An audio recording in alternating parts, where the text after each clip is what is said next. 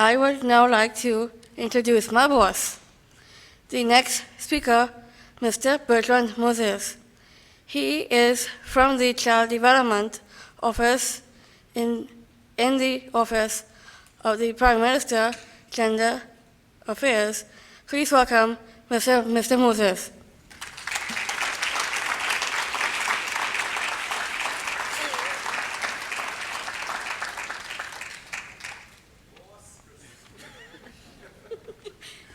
Thank you, Christy. Thanks so much.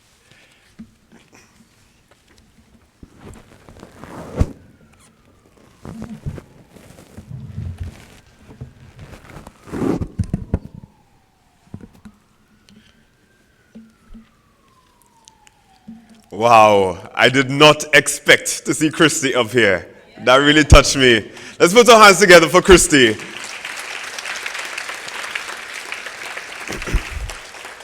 Firstly, Mr. Dennis Williams, Deputy Permanent Secretary in the Ministry of Social Development. Ambassador Brisbrook, Head of Delegation of the European Union. Mr. Adam Jeleski, Public Affairs Officer of the U.S. Embassy. Ms. Marina Walter, UN Resident Coordinator. Senator Paul Richards. Senator Dr. Floyd Morris, CARICOM Special Rapporteur on Disability. Mrs. Nicole Dyer Griffith, businesswoman and the founder of the O2N Foundation. Members of the Diplomatic Corps, specially invited guests and specially invited guest speakers.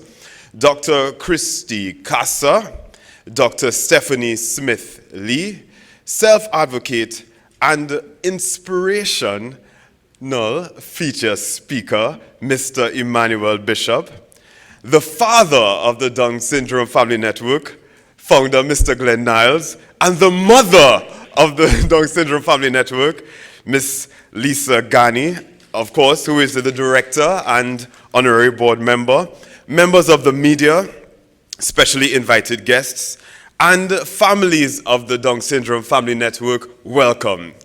Welcome. Congratulations to everyone for pulling off yet another outstanding and inspiring event. Unfortunately, the Honorable Minister Ayanna Webster-Roy, Minister of State in the Office of the Prime Minister of Gender and Child Affairs, could not be here today, regrettably, so she sends her regards and well wishes, and as a result, I'll be representing her.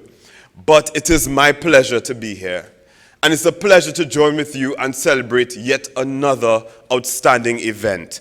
This is your 8th annual United Nations World Down Syndrome Day Conference.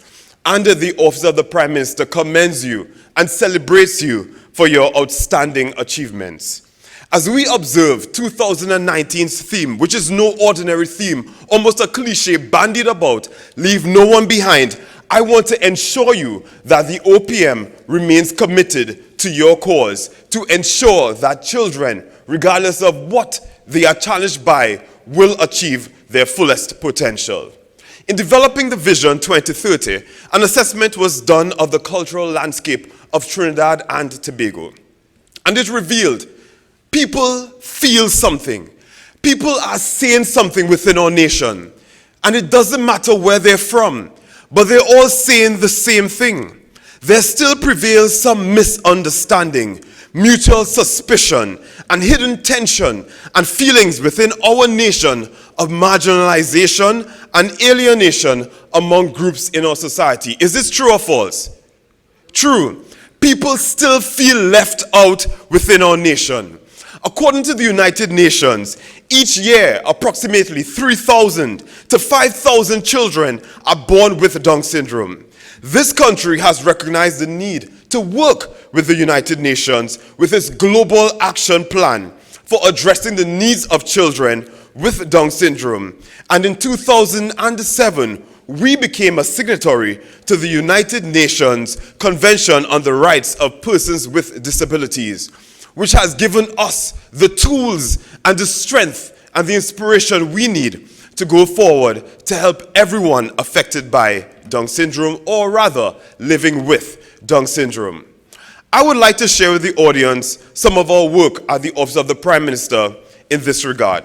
In August 2017, the Parent Caregiver Training Program was launched.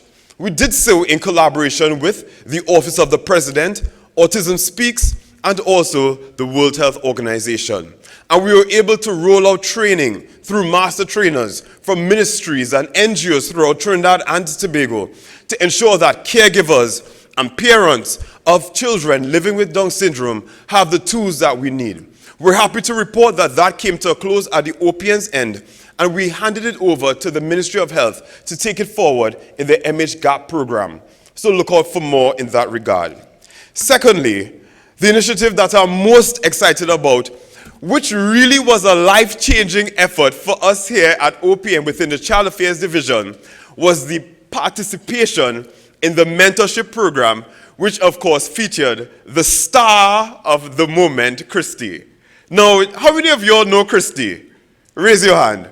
Now, you've just got to love Christy, because Christy is a supermodel, Christy is a star dancer, Christy is a star singer, Christy is everything that you'd want to have your child to be. Christy represented the Down Syndrome Family Network in the highest order, and I want Christy to stand at this time so that everyone can just applaud her for her outstanding commitment in this regard.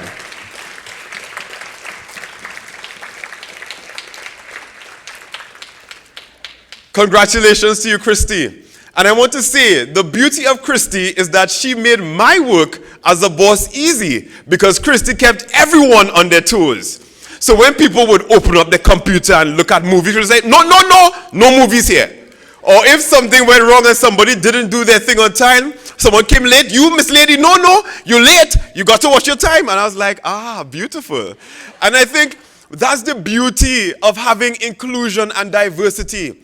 Not only did we benefit from having someone who would keep people in place, because the president of Trinidad and Tobago often says Trinidad and Tobago's work ethic is poor. Does she say that? Please don't quote me on that. But she says it, and in reality, somehow we have missed the mark. But having someone like Christy on board, she has been an advocate to ensure that we commit to doing what we're supposed to. And I'd like to publicly thank Christy for her beauty and her charm and the excitement that she brought to the team, because there was never a dull moment when Christy embarked on our shores. All right? Also, at the OPM, we are working to ensure that the human rights of all persons are protected. It is still the human right for a person to have a fulfilling life and to participate as an active member in society. I'm happy to report that in fiscal 2018 and 19, as a result of our collaboration with the Down Syndrome Family Network, we were able to embark on an employee training program where we met with employees in various departments and we trained them in sensitization and education on Down syndrome. That was particularly powerful because we were able to increase empathy amongst our staff members, and we were also able to increase education. And then there were connections being formed where members of staff were able to share that they lost a child at a young age because of Down syndrome through death. Or another staff member said that they have a cousin or a brother who has Down syndrome. And it created a new paradigm. It created a new working environment where individuals were able to increase in empathy. And again, that's the one thing I would like to leave with us today, that we can all here, all of us can be advocates for companies, businesses, and ministries to employ individuals living with Down syndrome because it enhances the entire workforce. Trust me, I can stand as an advocate to say that that is a fact.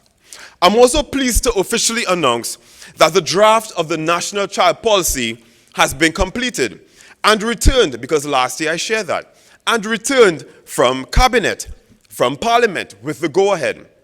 And I'm happy to say that a huge part of that policy focuses on children living with disabilities. So please pay attention, look out for when you hear announcements with regards to that, so that you can ensure that your voice is heard, so that we can have a policy that represents all children within Trinidad and Tobago.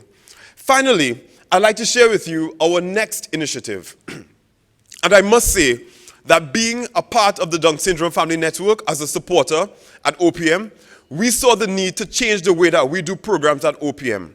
One of our flagship programs is the Child Rights Ambassador Program, which is where we train children in creative art forms, and we train them in the United Nations Convention on the Rights of the Child. These children are then empowered to return to their schools and the communities and then teach other children using creative methods. That has been the tearjerker for us at OPM. When we look at the videos of what children have done throughout the nation, it moves us because children have raised funds for flood victims, children have raised funds for children in need, children have gone through their communities to advocate and make a difference. So the second time we had it, we decided that we must focus on schools with living with children with disabilities. Can I have an amen in here? All right? So we decided to include that. And I'm happy to say that we included four schools catering to children living with disabilities, and we trained these children to become ambassadors. And so we have been impacted by the work of the Down Syndrome Family Network in that we've changed the way that we have approached things in terms of inclusion. So whatever we do now, we ensure that we have children living with disabilities being partners. And I'm happy to say that for the 2 years of that program, these children that we have trained have reached over 14,500 people throughout Trinidad and Tobago and educated them on child rights and inclusion. Let's put our hands together for these children who are living with Down syndrome and disabilities as well. As I close, I don't want to be long. I just want to say congratulations to the parents who are the champions of this cause. It can't be easy. I've seen the reality. In interacting with Ms. D'Souza, Christy's mother, I got the reality, talking with her on the phone, hearing the concerns of a child going out into the realities of working. Could you imagine that? You are living with a child and you have hopes and dreams for your child to go out and be a productive citizen. But society doesn't create that. That's an injustice. Christy's mom is a beacon of hope. Christy's mom got phone numbers, WhatsApped, checked in, met with us, and she continued to just stay in connection with every unit that Christy worked with. And I want to celebrate and congratulate Christy's mom, Ms. D'Souza, for the outstanding work. Are you here, Christy's mom? Excellent. I just really want to congratulate you and commend you because you have been an inspiration to us as well. If there's one thing that I would like to leave today is, I would like to congratulate the Down Syndrome Family Network, Mr. Niles, Ms. Ghani. Your talk to the staff inspired our staff members. Your orientation that you did with us at OPM inspired us. It changed the way that we viewed life, and it changed the way that we did our work. And I want to thank you for the work that you do. And my challenge to everyone present here today is please, please, continue to advocate for businesses and for organizations to include individuals living with Down syndrome. Because it really made a difference for me personally having Christy on our team. And we don't want to see Christy go. The Prime Minister of Trinidad and Tobago has given his commitment for Christy's continued employment. I've been inspired. I have been touched. I've even been inspired by the presentation by the featured speaker. He's doing so much more than me. I've been wasting my life, clearly.